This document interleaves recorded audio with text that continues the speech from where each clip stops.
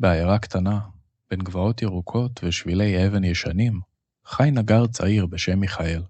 למיכאל הייתה סדנה קטנה בקצה הרחוב, חלון אחד שפנה אל השדות, ושולחן עבודה שהיה מלא תמיד בשבבי עץ, וכלים ישנים שקיבל מאביו. הוא היה מחזיק קורת עץ בידו, מעביר עליה את אצבעותיו, ומקשיב לה כאילו הייתה מספרת לו סוד. הוא ידע איזה עץ יתאים לאיזה כיסא, איזה עץ יחזיק גג, איזה עץ נועד להפוך לדלת שתעמוד שנים. יום אחד הגיע שליח אל הסדנה. ראש העיר מבקש אותך, אמר השליח.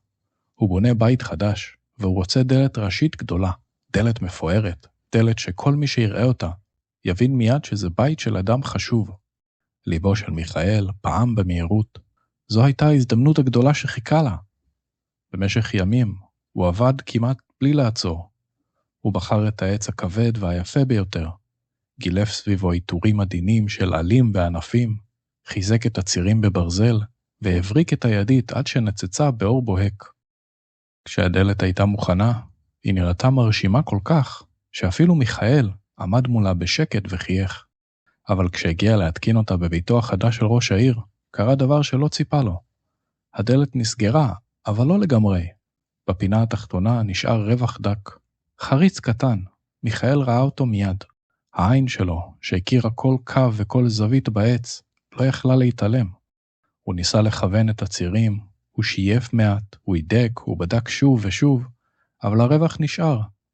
ראש העיר עמד מאחוריו, ידיו שלובות על חזהו. לזה אתה קורא דלת מפוארת? שאל בקול קר. מיכאל הוריד את מבטו. אדוני, אני יכול לבנות דלת חדשה, אני אתקן את זה. אבל ראש העיר הניד בראשו. מחר מגיעים אורחים חשובים. אין זמן, הדלת תישאר כך. הוא התקרב אל הדלת, הביט ברווח הקטן ואמר, רק חבל שכל העיירה יודעת מי בנה את זה. השמועה התפשטה מהר. כבר באותו הערב, כשמיכאל חזר לסדנה שלו, הוא שמע שני אנשים לוחשים מאחוריו. זה הנגר שבנה לראש העיר דלת עקומה. אחרים צחקו. ילדים עברו ליד הסדנה וקראו, מיכאל, תבנה לנו גם חלון עקום. מיכאל סגר את דלת הסדנה, התיישב ליד שולחן העבודה והביט בידיו. אותן הידיים שעד אתמול האמין בהם כל כך, נראו לו פתאום חסרות ביטחון. בימים הבאים כמעט לא נכנסו לקוחות. מי שכן הגיע, ביקש רק תיקונים קטנים. כיסא שבור, מדף עופף, ארגז ישן. אף אחד כבר לא ביקש ממנו לבנות דלת. ואז, בלילה אחד של סוף החורף, השתנו השמיים. עננים שחורים ירדו מן הערים וכיסו את העיירה. הרוח התחילה כשריקה דקה בין הגגות, אבל בתוך דקות הפכה לשאגה. תריסים נטרקו, עצים התכופפו עד האדמה. זו הייתה הסערה הגדולה ביותר שזכרו אנשי העיירה. בכל בית מיהרו האנשים לנעול חלונות ולסגור תריסים. הם רצו לאטום כל חריץ, לעצור כל נשימה של הרוח. אבל הרוח הייתה חזקה מהם. היא דחפה את הבתים מבחוץ, חדרה דרך הערובות, לחצה על החלונות, וניסתה למצוא דרך לצאת. אבל בכל פעם שללכדה בתוך בית אטום מדי, היא התנפחה כמו כוח כועס, שאין לו לאן לברוח. ואז התחילו כל הדלתות להישבר. דלת אחת נעקרה מציריה. דלת אחרת נסתקה באמצע.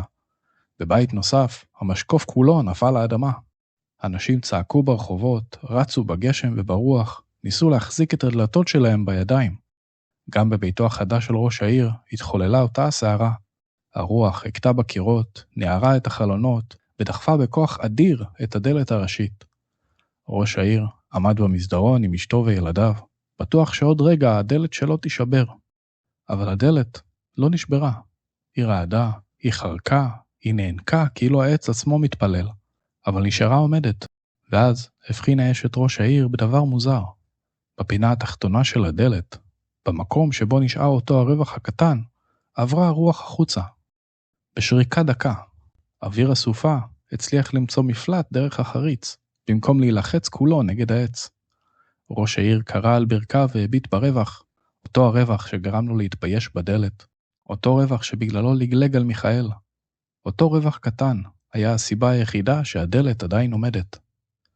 בבוקר, כשהסערה נרגעה, התאספו אנשי העיירה ברחוב הראשי. הנזק היה גדול, דלתות שבורות נשענו על קירות, צירים תלויים התנדנדו ברוח החלשה שנשארה, ושברי העץ היו פזורים על האבנים הרטובות. ורק דלת אחת עמדה שלמה, הדלת של ראש העיר. היא הייתה רטובה, שרוטה, ובתחתית אותו רווח דק. ראש העיר שלח לקרוא למיכאל. הנגר הצעיר הגיע לאט, בטוח שעומדים להאשים אותו שוב. הוא עמד מול הבית, מבטו מושפל, ידיו מכוסות נסורת כמו תמיד. אבל ראש העיר יצא אל הרחוב, ומול כל אנשי העיירה, הוא הביט במיכאל, הביט בדלת, ואז אמר בקול, חשבתי שהרווח הזה הוא היה טעות. האנשים השתתקו. בלילה הקודם, הרווח הזה הציל את הבית שלי. בזמן שהדלתות האחרות נשברו כי לא היה לרוח לאן לברוח, הדלת הזאת עמדה. דווקא בגלל הרווח הקטן שנשאר פתוח. מיכאל הרים את עיניו, ראש העיר התקרב אליו ואמר, מיהרתי לקרוא לזה פגם. לא הבנתי שלפעמים דבר קטן שנראה עקום, הוא מה שנותן לבית כוח לעמוד בסערה. לפעמים, הרווח שאנחנו מתביישים בו, הוא בדיוק מה שמונע מאיתנו להישבר בסערה. לא כל פגם הוא כישלון. לפעמים דווקא החיסרון הקטן שאנחנו מתביישים בו, הוא מה שמאפשר לנו לעמוד כשרוחות חזקות מגיעות.